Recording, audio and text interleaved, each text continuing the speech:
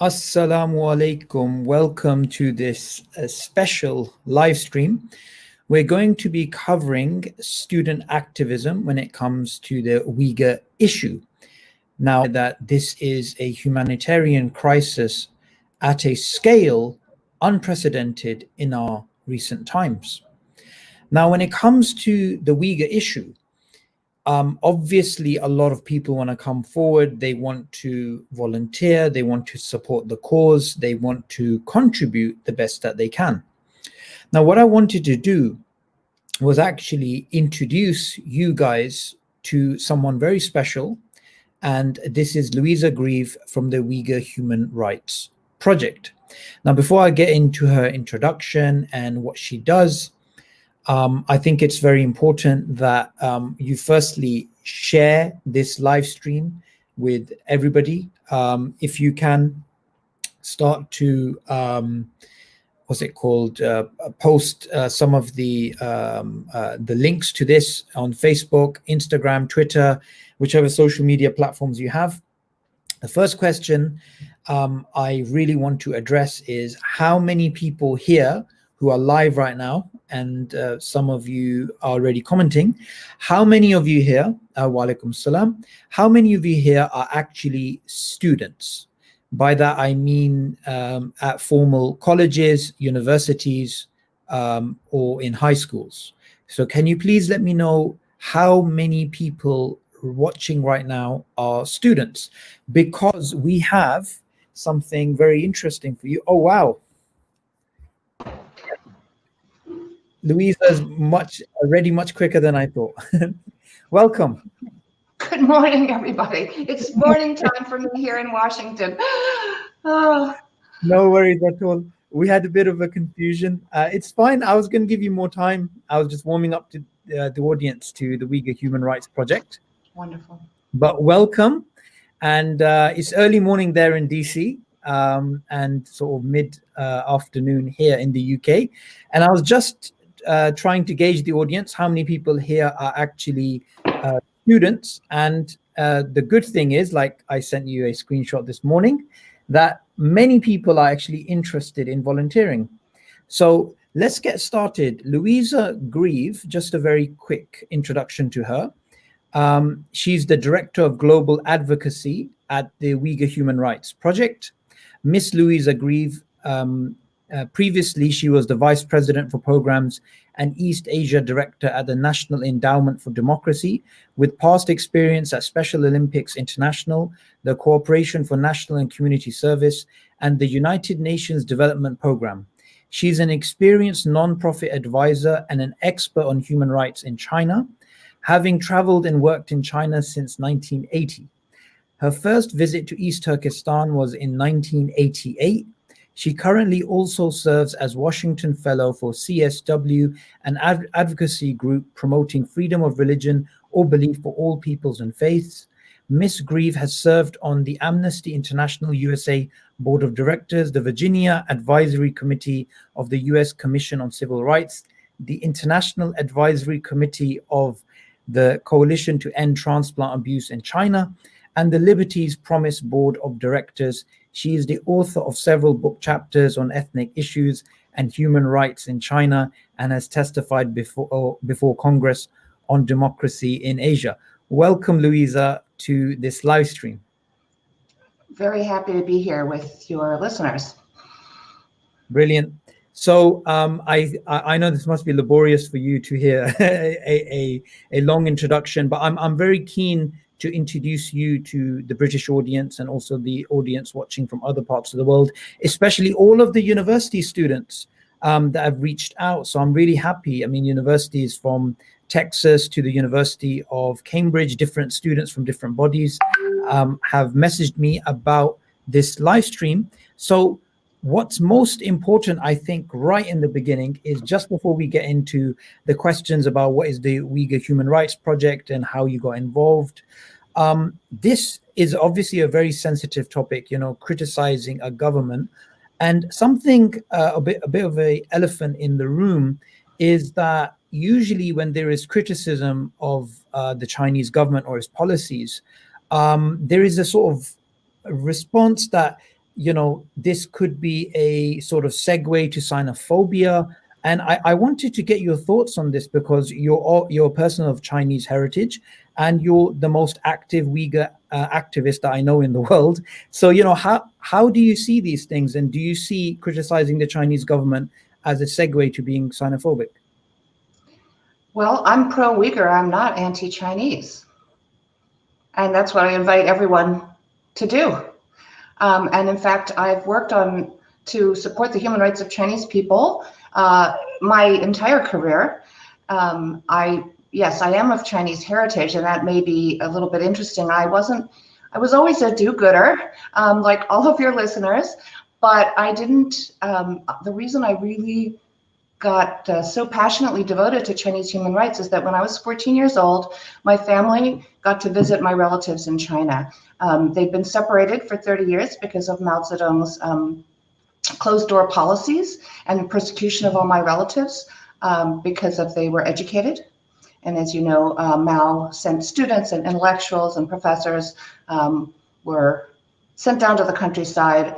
My grandmother's classmates in medical school, she went to medical school in the 20s, were working on farms and humiliated, punished, tortured, and, made to not to practice medicine. So after Mao died, we were able to go, and it took me some time to react because I wanted to be pro-China, right? My grandma's Chinese, my mother's half Chinese, but then I realized the government is not the same as the people. And so I realized standing up for the human rights of the Chinese people is pro-China because it's pro-Chinese people. And that's what I do for Uyghurs and Tibetans and everybody I work with.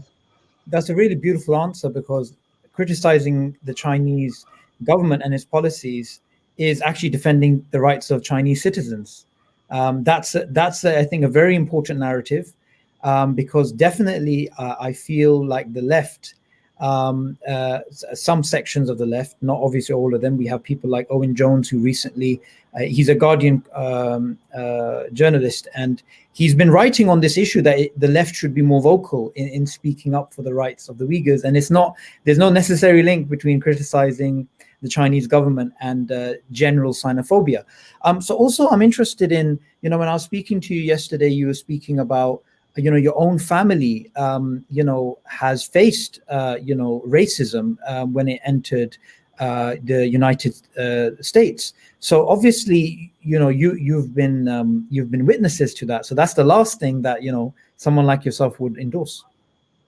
Absolutely. My own grandmother came to the United States with her 4 children, married to an American. So in China, actually, she faced, interestingly, racism.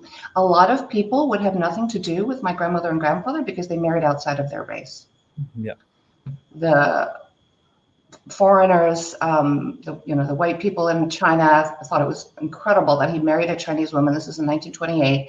And a lot of Chinese people thought there was something wrong with her.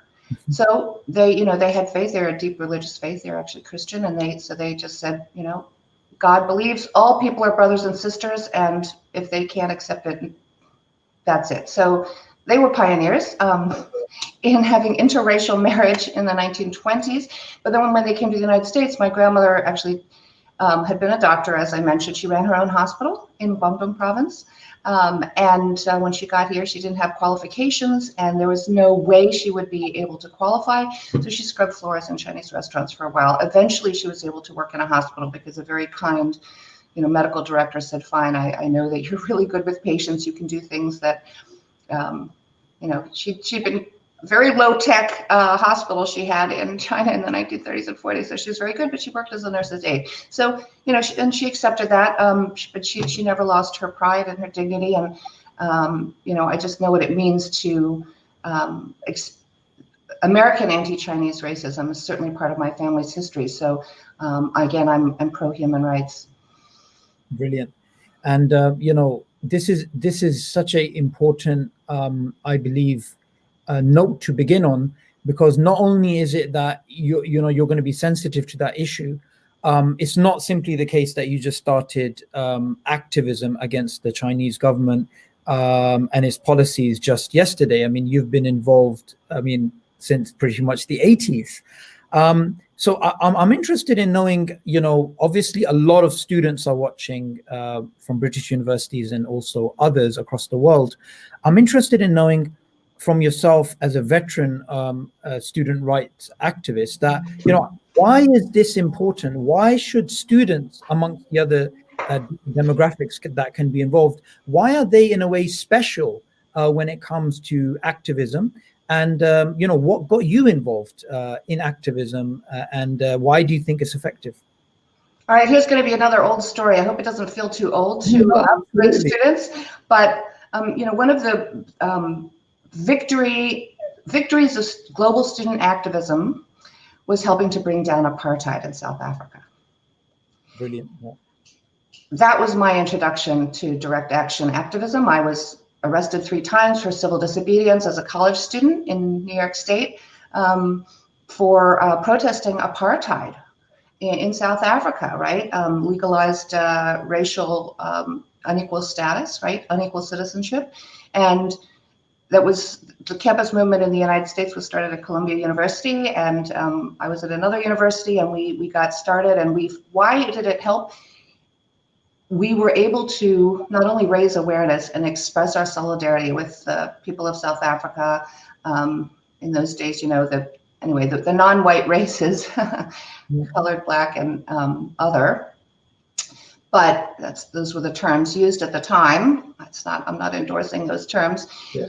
But then in 1989, Nelson Mandela walked free from Robben Island. And that was, for me, it was a special moment in history. It's also in 1989, the year that the Berlin Wall fell, the Tiananmen student activism. There was a lot going on geopolitically that also helped. But as a student activist on hundreds of campuses in the United States and all over the world had gotten involved, and we showed that we could make a difference. And so now I would have to give huge shout out to students. Like there's a student group called Free Uyghur Now, which was just started by some students who were appalled by what was happening to the Muslim Uyghurs and said, we have to raise our voices. Why is there so much silence? Yeah. And they have mostly tried just to bring forward the Uyghur voice. Some people don't know who Uyghurs are. And so that's awareness raising, having webinars, having events. UHRP, I work for a Uyghur organization. We've spoken on so many campuses over the last 2 years, and every one of them is like a moment of hope for Uyghurs to know that students want to have those voices heard on campuses. Yeah, and I mean, the way you described it, I mean, we had the Berlin Wall fall, we had the Tiananmen Square massacre, the apartheid, all these things, students were involved at many different levels. And, being a student, one of the things that we're going to be pushing for today is getting people involved in volunteering. And you can speak a little bit about that in the end, about what Human Rights Project actually requires in terms of, I mean, you're a very impactful organization, and I'm sure people will appreciate that as they watch the live stream, and there's great opportunities to get involved. However, when students think to themselves that, look, I've got my studies to do, I've got these particular objectives, and then, when it comes to volunteering, and especially the sort of things that we were discussing yesterday, which would take some substantial time of students, why would you say that don't delay until you graduate? And why is it important that now, despite all the university life being busy, it is extremely important to get involved in the activism that we're going to be calling for today? Right. Well, one of our heroes of civil rights in the United States said it in a way that we can't resist quoting: injustice anywhere is a threat to justice everywhere. In the case of the Chinese government, it's becoming quite powerful. And so students were very involved in Save Darfur. And that was really important that people spoke up. They made a huge difference in moving government policies around the world. China is, the government of Sudan on rocket fuel, because the government Chinese, it's a much wealthier country. And the government is able to deploy its resources to speak up for its interests, not the interests of the Chinese people. And propaganda outlets, strong-arm diplomacy influences the UN to stop the human rights mechanisms of the UN from properly calling out the gross violations of international human rights law that the Chinese government is committing. And so a powerful China with business ties everywhere and donations to universities.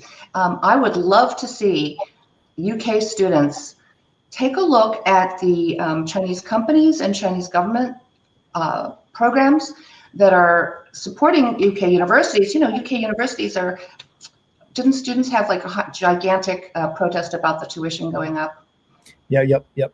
Right, so there's a huge financial need, right? There's a crunch, and when the Chinese government comes forward and funds a Chinese studies program or a Confucius Institute or a Belt and Road Study Institute, I can explain more what is Belt and Road, it's often very warmly welcomed by the administration, and they don't look carefully at what the motivations of the Chinese Communist Party are in giving those donations. The censorship that comes along and the redirection of resources to studies that promote China, the government's image in the world, and direct attention away from massive human rights violations. Yeah, and if you can get a little bit into what is the Belt and Road Initiative and how is it related to universities, because somebody that does know a little bit about it may just think, well, that's just to do with Central Asia and roads and bridges. Right. So the Belt and Road Initiative was announced by the current Communist Party Secretary, President Xi Jinping, to connect China to the world, right? That sounds great. We all want intercultural exchange. And for sure, examples in Asia include, for example, Pakistan and Sri Lanka, where a lot of critics are concerned about debt diplomacy. We'll lend you $100 million for a bridge, a road, an airport, a port on terms that are not sustainable. And then guess what happens when you can't pay back your loan? You have to turn over the asset to the person who gave you the loan, the party, right? So in this case, China can gain control. A few of those cases have gotten some publicity. But what I challenge your students to do, if anyone is able to do this on your phone while you're listening or at your keyboard, just Google Belt and Road and the name of your university. There are study centers. The City of London has a Belt and Road Green Belt and Road Initiative. So while all this investment is going on, then there's going to be financing for green and sustainable infrastructure development. All sounds perfect. That's really great. That's in the moment. We all concerned about sustainability, climate change, the environment. And then you take a look at whether any of those institutions that have Belt and Road cooperation are concerned about the fact that Chinese environmentalists are in prison for criticizing the government. Yep. So there's a huge, thick layer of hypocrisy. Yeah. Hypocrisy and propaganda. So everything may sound good, but you have to look a little deeper. And I'm not saying that, the Chinese other governments and other institutions and banks and Wall Street, they're not all also incredibly hypocritical from time to time, right? They don't never meet their ideals. But in China, if you are a law professor or a student or a Marxist student in China and want to criticize the Chinese government on behalf of that, you will get arrested. You may be disappeared. You will lose your job. You'll lose your place in university. Your parents will be visited. So there is no chance at all to raise concerns, to do independent research, to document issues. The minute you do that, you may go into prison. So it's not just that governments may make a commitment to green sustainability or global interconnectivity, like the Belt and Road says, or helping infrastructure around the world. Everything may sound good. But the question is, if there are any problems with that, if these things are not fulfilling their principles, can they be criticized? Can there be a self-correcting mechanism? And you have to have free speech to do that. And that's not possible in China. It's not just there's no free speech. People go to prison for this. Yeah. And like you said, it's not just, people who oppose the party. It could be people who are within the party, but they just have some nuanced differences in terms of Marxist interpretations of how the command economy should be working. And you raised the point about, the hypocrisy of, supporting green belt and road initiatives, and at the same time locking up environmentalists in China. We also have, these benign sounding Confucius centers, which are kind of strange when you think about it, because they're funded by the Chinese government, yet China, through the Cultural Revolution and the Great Leap Forward, doesn't want to go back to Confucianism or anything at all linked to the Chinese sort of ancient heritage. Now, when it comes to like something you just mentioned about that students should look up, Belt and Road and then their university, and you mentioned some things about Oxford University yesterday, and I'm in contact with some students there. So can you just give us, a little brief tour into that particular deal, or some dealings between Oxford University and what's it called, the Chinese government, and how we can actually start to get students to document some of these things? Great. I've got two things I'd love that students could do some serious research and help document. One is Belt and Road. So I spent, I think, about 2 minutes Googling Belt and Road and then the word Xinjiang, Xinjiang, right? Xinjiang, which is on Chinese maps, that's the name for East Turkistan. It means new frontier. I'm sure your listeners know that. When the dynasty decided to incorporate the Uyghurs region as a province of the empire, and the absolutist empire, and then found, for example, a cancer research project. Wonderful, we need international cooperation between Chinese scientists, British scientists, curing cancer, everything good. And then you look at the description, which is about bringing cutting-edge research in cancer treatment and prevention to Xinjiang. Now, what is the state of hospitals in Xinjiang? Uyghur researchers, doctors, in fact, intellectuals of all kinds have been disappeared into the camps.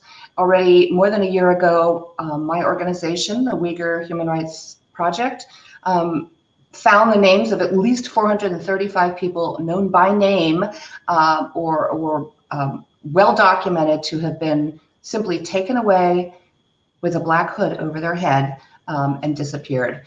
Many of them, some of them confirmed or news came out that they died in custody. Others have not been heard from. Others have received long prison sentences. The head of Xinjiang University, given a death sentence for supposed extremist views. He's a geographer, has been working on the environment and lots of international cooperation, including an honorary degree at the Sorbonne. So here's Oxford University cooperating with Xinjiang University doing cancer, saying that medical treatment is being provided. On the one hand, Uyghurs are systematically dismissed from their university posts, taken away to concentration camps. Secondly, what happens in those concentration camps to every victim? Criminal medical neglect. People who have diseases don't get medical treatment. The beating, the torture, starvation, dehydration, electric shocks. It's too horrible for words. So Oxford University needs to be absolutely ashamed of having cooperated with any university and any health authorities in Xinjiang, any authorities at all, at a time when millions of people, at least 1.8 million people, have been dragged away to concentration camps. It's just morally unacceptable. It's incomprehensible how So I would like people to please screenshot that. I've already done it in the Wayback Machine. All the students who are doing this, you've got to know how to use the Wayback Machine, Google it, and save that, and then come in and put that together in a dossier, and then ask Oxford, do you not know how it looks when there's a genocide against an entire people, a Muslim people in East Turkistan happening, and you are boasting about bringing benefits by cooperating with the government committing such a genocide? So that's one thing. Should I do the second thing, which is kind of a new topic? What was the second thing again?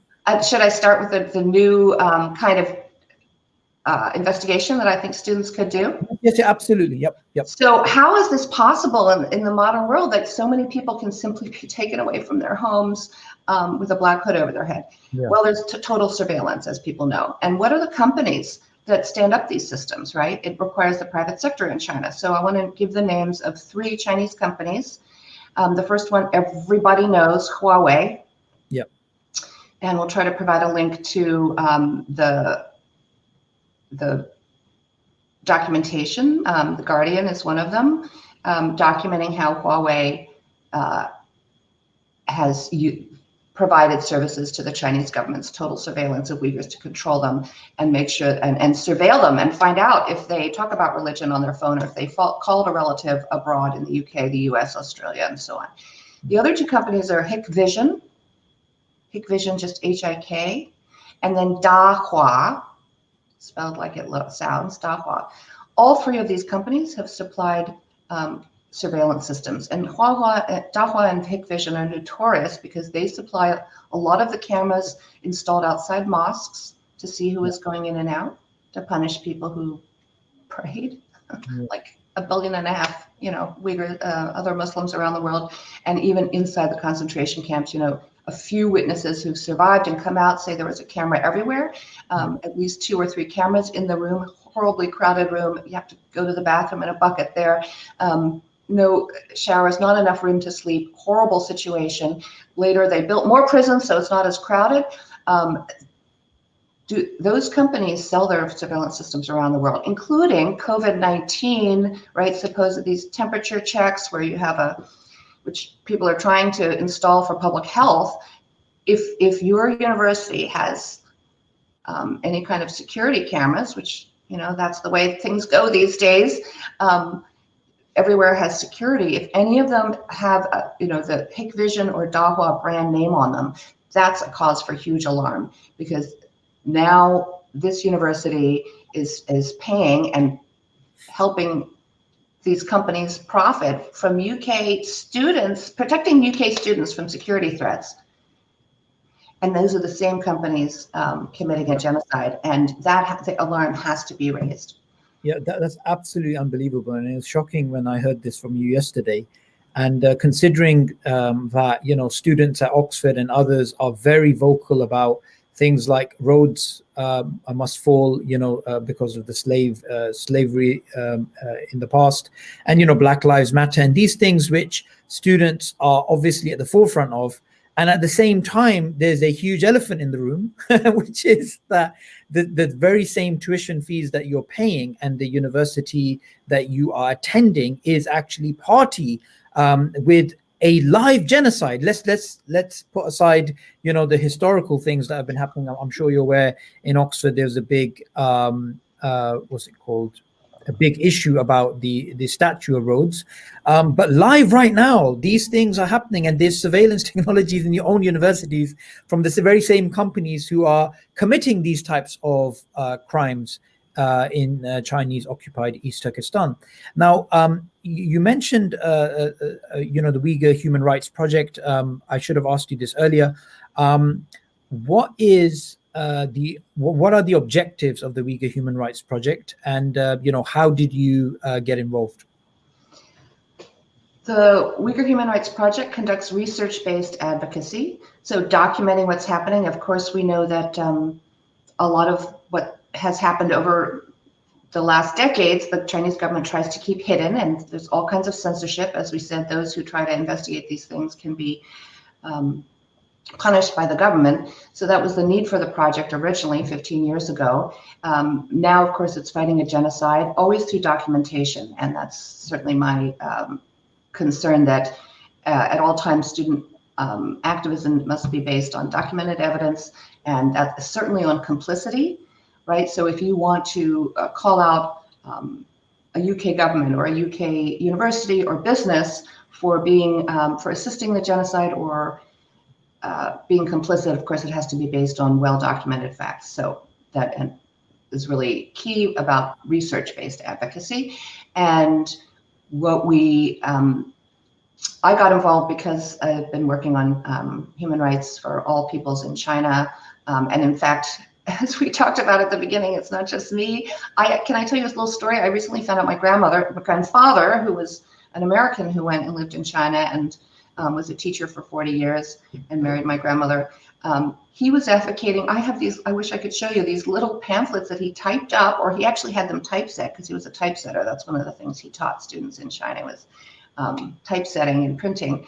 About the Yao people who were pushed out for hundreds of years from the lowlands and were terribly discriminated against. And my grandmother was helping treat contagious disease outbreaks because they didn't have access to healthcare. So anyway, I'm taking a lot of inspiration from previous generations of freedom struggles and concern for all people, right? The people on the margins. Yeah. Every life matters. Anyway, so I have been learning about all peoples in China, and so devoting my time. It's a privilege, actually, to be able to work full-time as a human rights advocate. But you asked earlier about, and we do invite, UHRP definitely invites people to sign up for a newsletter if you do email. I know that's an old people thing, but there is a place on our website if you want to get those emails when we're pointing out new things. We're on Instagram at Uyghur Project IG.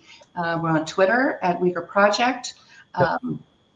And so, following what's happening, including calls to action. And I want to we're also part of a big coalition that I would love to have students pay attention to. Oh yeah, there we are. So if you scroll down just a little bit, join the mailing list. So there are two beautiful pictures. Of course, donate, that's great. If you can get friends or get together some friends, do a Facebook fundraiser. Everything makes a difference. Take action is our list of action items. And one of the things there, I think it's number 6, is to sign up for the mailing list I mentioned, right? So you can click on that and sign up for the mailing list. All we need is your email address. But going back to take action, we absolutely want to invite people to, as an individual, sign a petition, and as a group, any group you belong to should be speaking up about these corporations. So, universities for sure. But number 2 is there's a global campaign for the fashion brands to actually pledge not to be using forced labor. And that includes Zara, Nike, Puma. Apple had some of its store uniforms sourced from Xinjiang cotton, where we know for 4 years there's been an ongoing genocide and massive state organized forced labor, which is, talk about modern slavery and trafficking. So these are all, I'm glad you showed this. This is how you can get started and find out. That first thing on the list, the Uyghur Forced Labor Prevention Act, is the US, but the UK has 2 inquiries going on right now about forced labor in UK supply chains. Yep. And why this is very important, as an organization, when I first came across the Uyghur Human Rights Project, something that struck at me straight away was the research-based advocacy narrative. Because like you said, that's what really makes the difference. When you say, okay, so according to international human rights standards, these are things that are being violated. This is the research, this is the evidence that we actually have.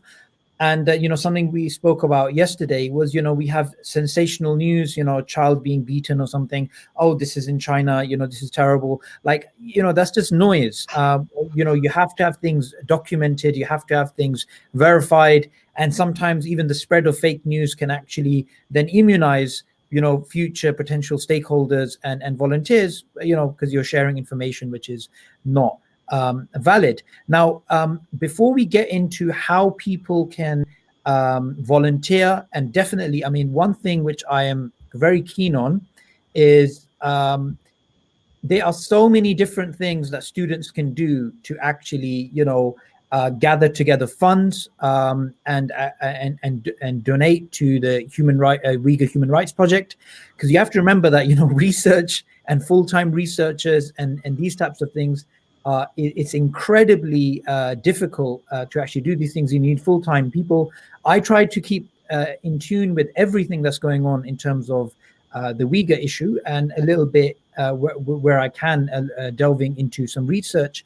And even yesterday, just speaking to Louisa, just for briefly, there was just lots of information which I was completely, oblivious to. So, it is an organization which actually does need support. Now, before we get into how people can get involved and some of the things I wanted to mention about Huawei and Imperial and the things that we're doing in the UK, I'd like to know from you that through the works of the Uyghur Human Rights Project, what are some of the achievements which have actually been achieved, been completed? Yes. So the most important worldwide action now is to recognize that our global household name organizations, companies that sell cotton, so apparel or IKEA, they recognize that over 80% of China's cotton is grown in East Turkistan. And when you put the numbers together, that means 1 in 5 cotton garments probably is related to the Uyghur region and was tainted by Uyghur forced labor. Yeah. Meaning the government is blocking people in factories and not allowing them to go home and working. Right. This is a recognized slave labor, not metaphorically, like real.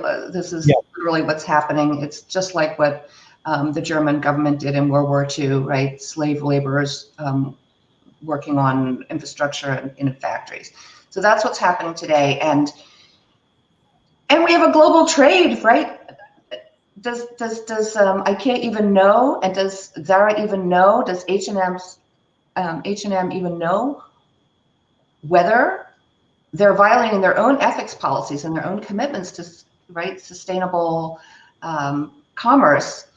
And I have to shout out to Marks and Spencer in your country, in the UK, is the only major brand that's actually signed a pledge put together by a global coalition of 330 trade unions, investor groups, Uyghur groups, to take the steps needed to really put pressure on their suppliers and make sure that they do not contract from any supplier that hasn't taken steps to extricate themselves completely and not have factories, for example, in Eastern China, where Uyghurs have been transported in batches to work, either at very low wages or no wages, and certainly not allowed to leave, which is a violation of international labor standards. So that Marks and Spencer is the success. It's pathetic that there are hundreds of clothing brands that source in China, of course, and hardly any of them. Some of them have taken a lot of steps. They're worried. They know there's a political risk, but we need activism. So I would suggest everyone go to the web page called Coalition to End Uyghur Forced Labor. And there are there's a related actions page, and you can write to Zara.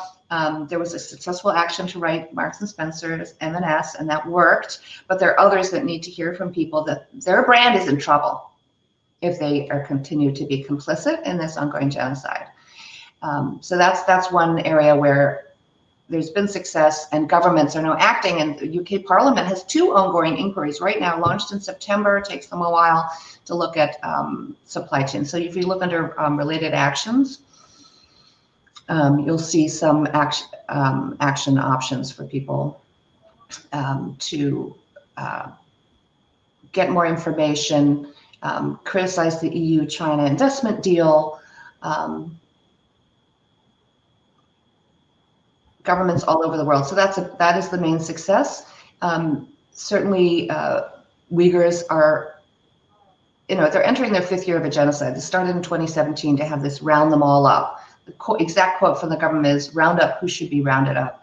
And so this is, coming 4 years too late, but it's coming, and it's really important that people not stand idly by. Yeah.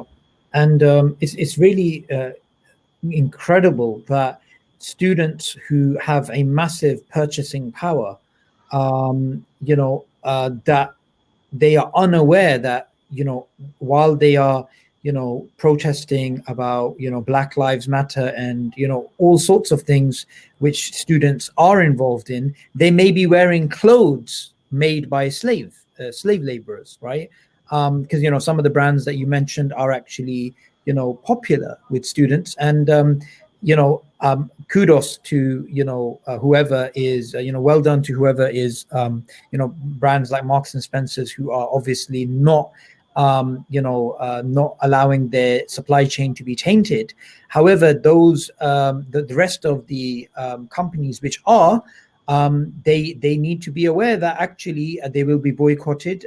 They will. I mean, these small protests that actually happen outside, even due to even due to limitations of the coronavirus, just a small gathering of people with social distancing measures and whatnot, and holding up signs and putting up things on social media, that does impact. And you do find major brands which are worth billions. They react to this online because it's obviously about perception, and it's about the way that they actually come across. So it's very important that these sort of campaigns work. Now, just before we get into how can people volunteer and some of the research things that we were discussing yesterday, what I wanted to ask you was about. Oh, it's just slipped my mind. What was the next section I was going to ask you? Oh, yes.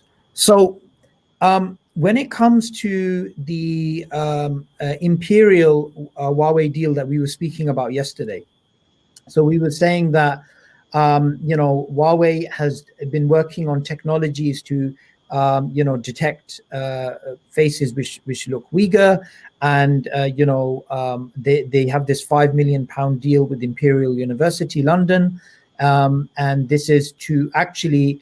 It was surprising when I was on the Imperial website and I was reading some of the things.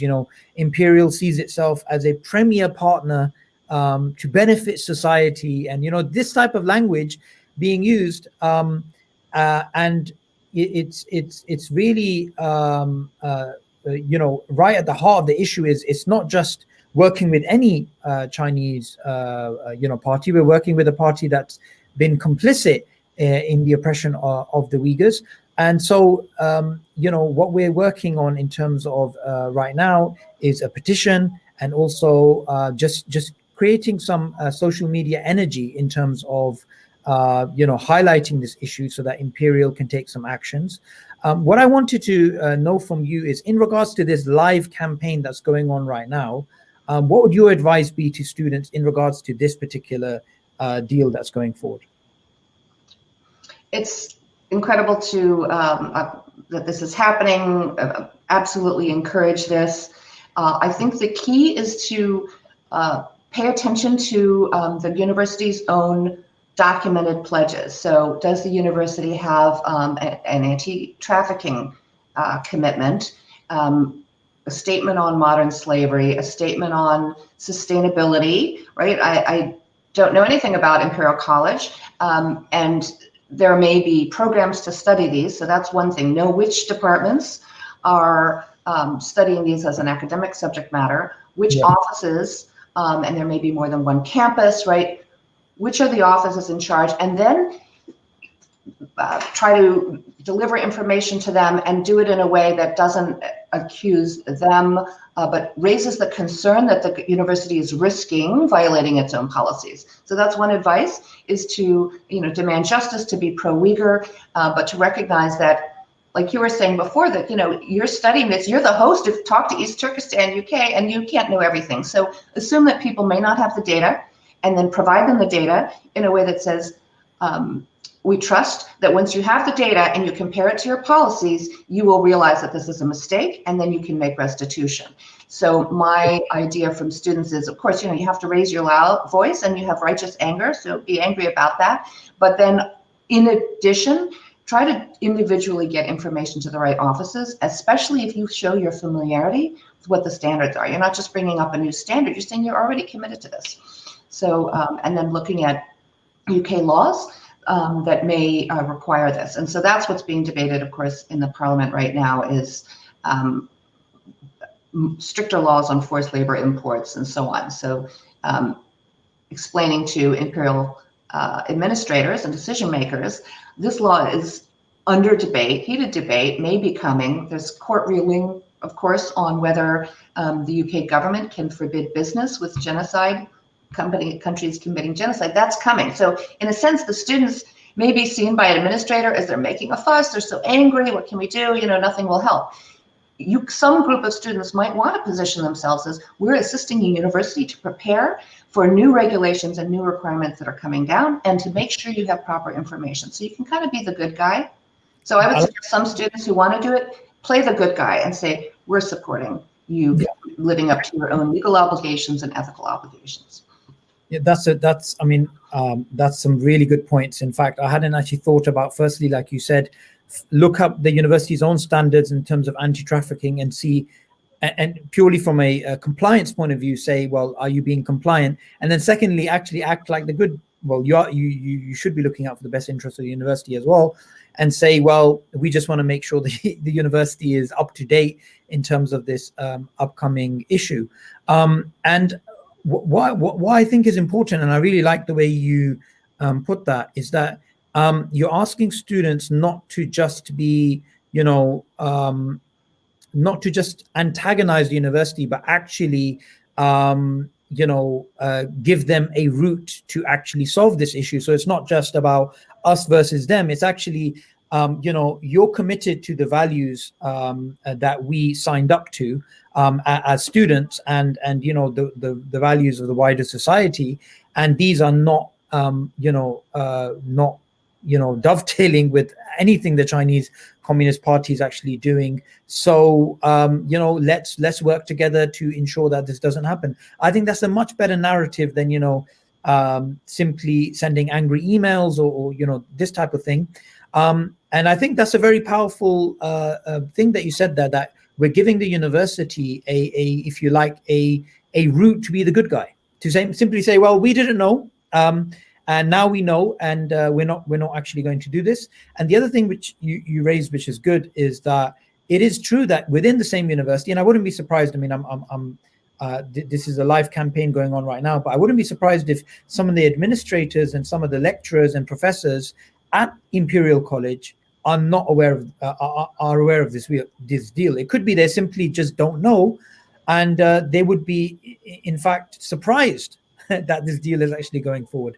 And interestingly, I actually got whiff of this by students directly. I mean, even though I tried to keep in tune with this, but it was just somewhere on their website, and there wasn't too much noise about this. And now it's starting to gain some traction. So now let's get down to the Uyghur Human Rights Project in terms of what it is that you require. So yesterday we spoke about the fact that you guys need committed volunteers, people that can actually do research, people that can actually do marketing, people that actually can commit a substantial amount of time for this. You could do short-term internships or something long-term but consistent. And you're looking for people that you don't have to. I mean, obviously you're running around doing all these things, and you don't have time to exactly we need people who are self-motivated, who are actually going to be proactive and get things done. So just tell us a little bit about that. Thanks so much. We would love to have help from people who have particular skills that complement the skills of the staff. We are mostly a research staff, and we know, and we know that we need things like images, right? You really catch people's attention. It's always been true, but ever more true. People only look at the image, barely look at the headline. So to be able to put our research, which people like university administrators and UK parliamentarians and the UN, they all need these long footnoted reports, but then to put that in people's hands to recognize what we've uncovered, you need images. So we'd love to have people who are good at image editing, who could then commit to working with on a very steady basis, if it were 3-4 hours every single week without fail, to work on it with us. So it doesn't, traditional internships, so you come work full-time, we can do that now virtually. We're set up to do that. The one good thing from our horrible pandemic is we've now all learned how to use the technology to work together across from wherever we are. So we'd love full-time interns. We'd love half-time interns who just may not have a special skill but want to help. And other than that, we have specific needs for graphic design. Even somebody who would say, I will help you, Louisa and Umar Kanat, our executive director, 2 hours a week with PowerPoints where you have an idea of what images you need, but you don't have time to look them up and get them on there properly labeled. So people who have a particular project they can work on, if they can really commit to 2, 3, or 4 hours a week, we would invite you to use the link, which will be down, I think, at the top or the bottom of this page that you're showing. We also need translation work, but again, it should be somebody who says, I have a flexible schedule. If you need something translated, I can do it within 2 days. So there should be a link. Okay, it's that green link. It says, please fill out the UHRP intern and volunteer application form. So we look forward to help like that. And if it's for 2 or 3 months, that's great. And then at that point, actually, for students who want to do things on their own, for the Uyghurs or for human rights generally, we hope it'll be a learning experience. Like you're saying, what does it do to take a tactic where you say, what does it take to look up a policy, put in writing in a way that's helpful to the decision makers? Yep. So decision makers need 2 things. They need to know it's a concern, but they also sometimes need help to find a route to make it right. And UHRP mostly focuses on detailed policy recommendations, the data that they need to show that they need to take action, and then recommendations what to do. So we hope that we can offer students also a really incredible immersion in an all-around human rights effort. Brilliant. And I've put, by the way, for everyone watching, I've put the link in the description. And also afterwards, in terms of my standard, within the comment section, I'm going to be putting up the links to the things that we have been speaking about. Now, what I'd like to speak about briefly, and I'm really grateful for you giving us your time today. Before we end, there's just 2 things we want to cover. Is firstly about majority of the audience watching today is going to be students from across the world, but mostly Muslim students. And yesterday we spoke about the OIC and how the OIC charter, the Organization for Islamic Cooperation, as part of their charter, it's about protecting minorities. And that's definitely not something which we've seen through the votes at UN that Muslim majority nations are actually doing. So just if you could briefly just explain some things in respect to that, so that there could be some activism we could get going just from this live stream. Absolutely. So just last month, 150 Muslim organizations, a lot of them based in the US, but also around the world, Malaysia, UK, all over Europe, Australia, Canada, jointly wrote an open letter to the OIC pointing out, just like we talk about with Imperial and with universities, your charter says your mission is to protect the rights of Muslims in societies where they are a minority. That's one of the top 5 missions of the Organization of Islamic Cooperation. Yeah. That's your mission. Muslims in China have crimes against humanity. We need you to stand up. And this is breaking the diplomatic logjam where the Chinese government has its money and its Belt and Road and so on, and it uses incredibly heavy-handed diplomatic pressure to stop the OIC from acting. So what does the OIC need to do? The headquarters in Jeddah needs to hear from people. And also, I bet you among your listeners, if they're students, they may know someone who's on an OIC friendship committee, their uncle or a relative.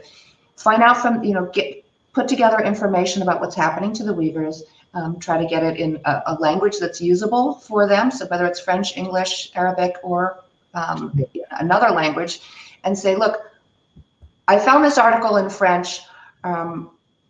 That's mostly just Morocco, but let's say English, or of course there is some material in Arabic, or in English is always fine for diplomats, and then say, I'd like to ask, can I do a presentation for your committee or your staff? And the idea would be foreign ministries in all 58 member countries should be hearing from students saying, I'm wondering why my country does not raise the Uyghur genocide in your OIC meetings. Yeah. And this is unprecedented that, 150 Muslim organizations have come together and have actually raised this issue in a very clear, direct way, using the very charter of the OIC. And also that, it's kind of ironic that if we look at some of the prominent Muslim leaders, they actually posit themselves as defenders of Muslims everywhere, and the one thing they do have in common is that they have completely let down the Uyghurs. And I think it's safe to say generally there is no one person we can point to and actually say, no, this person has actually stood up for the Uyghurs.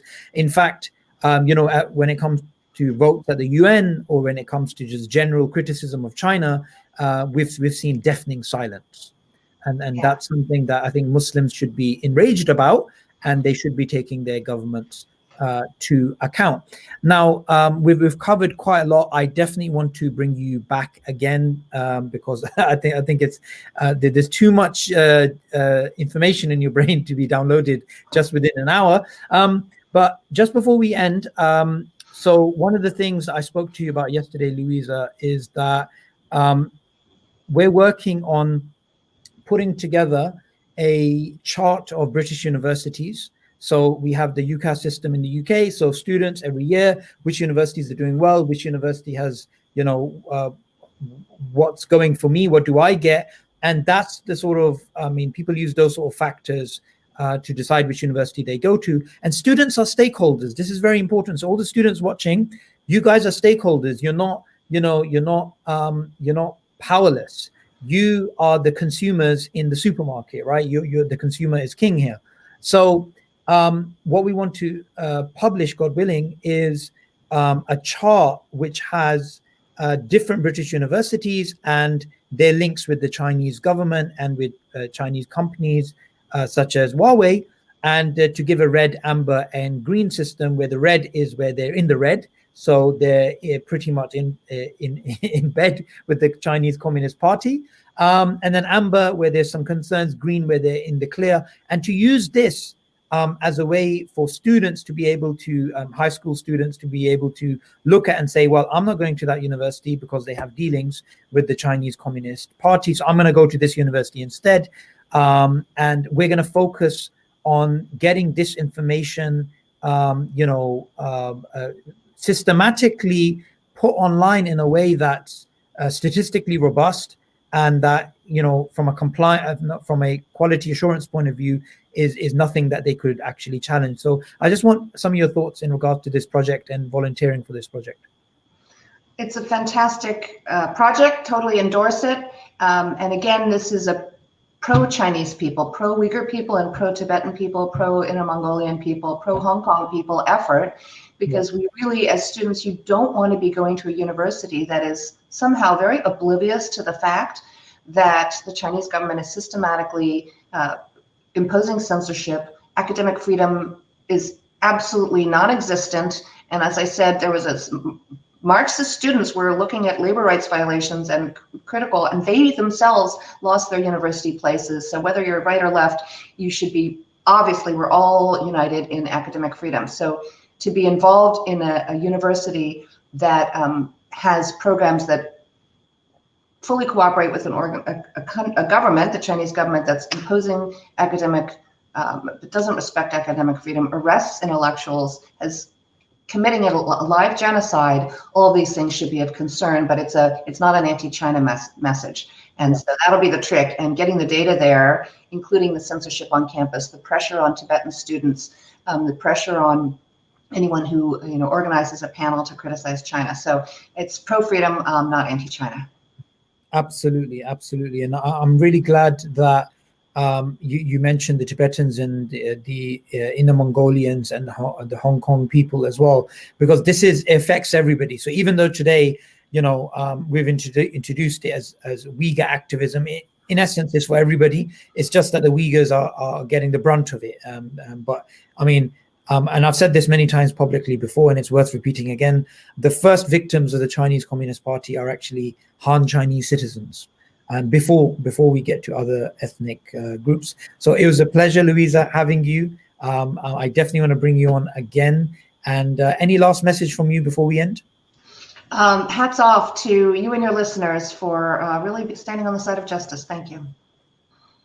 Thank you very much, Louisa, and we will have you again hopefully in a few weeks' time. So for everyone watching, I'm going to be putting up some links below of the things that Louisa was speaking about, the Uyghur Human Rights Project. Definitely, let's get some things going.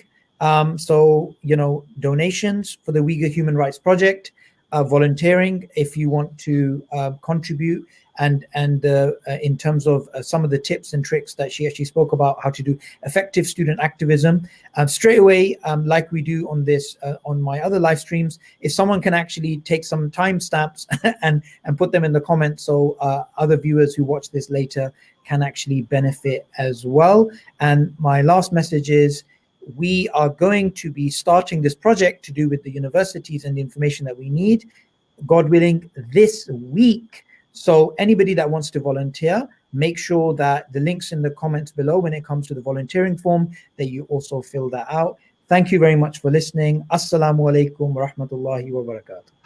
Assalamu alaikum. Thank you.